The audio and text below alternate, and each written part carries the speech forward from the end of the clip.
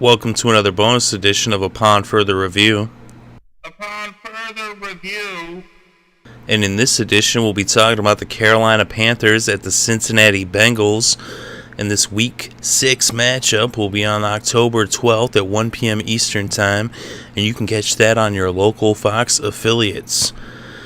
So the Panthers and the Bengals. The Panthers are 3-2 and the Bengals are 3-1. So the Bengals had their bye week already, whereas the Panthers have not. And the Panthers started off 2-0 and then they lost 2 games, but then they won in Week 5 to go above 500. And they started off with a loss in Tampa, then they hosted the Lions and they beat the Lions. Then they went on. Then they had Pittsburgh come to them. Then they went to Baltimore, and they lost both of those games. And then they hosted Chicago, and they won that game. Whereas the Bengals, they were undefeated as they won their first 3 games. First on the road in Baltimore, then they hosted the Falcons and the Titans. But then in Week 5, coming off their bye week on Sunday Night Football, they went to New England to face the Patriots, and they got dominated. Of course, I wouldn't put too much stock in that game in terms of its effect on the Bengals or its, telling of where they are as a team. That kind of thing can happen sometimes, especially when going against the Patriots team coming off of a blowout. Because the Patriots, when they come off a blowout, they tend to blow out the next team they're facing regardless of who they are. And so I wouldn't really put too much stock in that loss for the Bengals in terms of, I wouldn't discredit them as being the front runner in their division. And even in the AFC, as the Bengals are really still the team to beat, especially there in the North. And I fully expect the Bengals to win this game, especially being that it's in Cincinnati. In 2013, the Bengals won all of their regular season games at home there in Ohio, and I expect that they should do the same here in 2014. And they shouldn't have too much trouble with the Panthers, but let's look inside the numbers. And when it comes to offense, passing offense, the Panthers are 12th in the NFL for passing yards per game, and the Bengals are 11th. So they're about as even as you can be when it comes to passing the ball. Then on passing defense, the Panthers are 15th and the Bengals are 19th. So the slight edge would go to the Panthers there. Then we look at the run. The Panthers are 30th in rushing offense. So they're pretty bad, almost as bad as you can get when it comes to running the ball. The Bengals, on the other hand, they're 18th in the NFL. They're not like that great, but they're a lot better at running the ball than the Panthers, that's for sure. When it comes to running defense, the Panthers are 23rd in yards allowed on the ground, and the Bengals are 27th. So surprisingly, both of these teams that have really vaunted defenses, to the tougher defenses in the league, that they let up so many yards.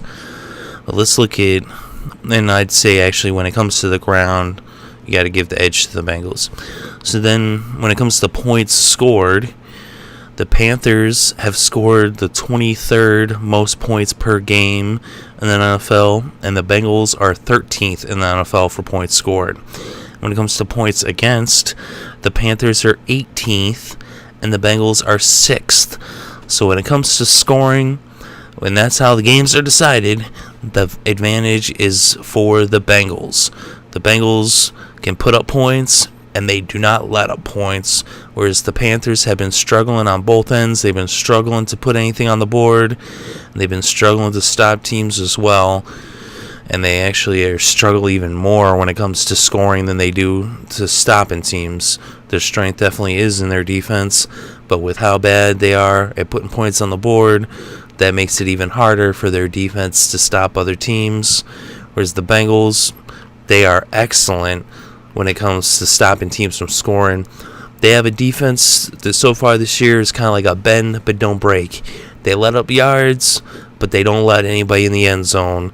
They let up field goals. And usually what happens anyway with the Bengals is that they will get up to kind of a big lead in some of these games, or even a lead at all. Like, they got ahead on Atlanta, they got ahead on Tennessee. They were going to shut out Tennessee, but they let up that late touchdown. And that's kind of what happens is they get ahead, and then they start letting teams come back to where they start putting up yards, and they're kind of, letting off because they're up by so much. But then they don't let them get in the end zone. They just let them march down the field and burn off clock. So that's kind of why the Bengals stats are the way they are when it comes to, their rushing yards allowed and even their passing yards allowed. But then you see with the points, they don't let teams score. So, it can be a little deceptive sometimes when you're looking at these numbers and you got to, have gone through and seen how teams did put up those stats against these teams. Like I said, when the way they match up, the way I see this game is that the Panthers are going to have trouble, moving the ball. They're going to have trouble scoring. The Bengals got really good defense, and especially at home. And I would not be surprised to see the Bengals end up forcing some turnovers and possibly even scoring on defense, as they should be in the backfield, giving Newton some problems. And that's really the only chance the Panthers have is if Cam Newton comes out and has a really big day. He isn't going to have much help from around him. They don't really have a running game at all. If they're going to get some yards on the ground, it's going to have to be him. And then, he does have a couple targets in the passing attack, and he has actually been doing a good job of passing the ball. But against the Cincinnati defense, it's going to be, a lot of field goals going on for Carolina, as Graham Gano is somebody you might want to actually have on your fantasy, except that I don't know how many field goals he'll get. I mean, I wouldn't be surprised to see if that ends up being like 3 field goals. That's the Panthers, what they do. Maybe they get in the end zone. Maybe they put up 16 points. But the Bengals, on the other hand, they should be able to score. And with the Bengals, they're a dangerous team. Anytime the ball gets in A.J. Green's hands, he can score. And it's kind of the same way with all of their players. And they even pull out some trick plays. They had Andy Dalton catch a touchdown pass, that Sanu threw. So, anybody could score on their team. Bernard and Hill both, have combined for 5 touchdowns on the ground so far this year.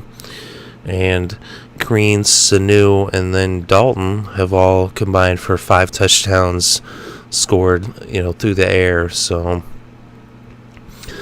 we'll see here. This could be definitely a defensive battle. I wouldn't be surprised, as these are 2 tough teams, and it should be definitely a game to watch. And I'll definitely be interested to see how this one turns out. But in the end, I think the Bengals are going to win it, especially being that it is in Cincinnati. And I think that they should be able to run the ball against the Panthers. Bernard should have a good game. Dalton should have a good game. And their defense should shut down the Panthers. The Bengals should win this one. It'll probably be within a touchdown. But I wouldn't be shocked if they start to run away with it. That's what I think. Let me know what you think in the comments below. Very interested to hear what you have to say. I hope you enjoyed the show. If you did enjoy the show, hit that like button to let us know that you enjoyed the show. And if you do like this content, hit the subscribe button below. That way you can get more of it, as we do upon further reviews for each and every single game in the NFL each and every single week, along with recaps for all the games. We're also covering the baseball playoffs all the way through the World Series. We also cover some college football. So thank you very much for listening. It is greatly appreciated.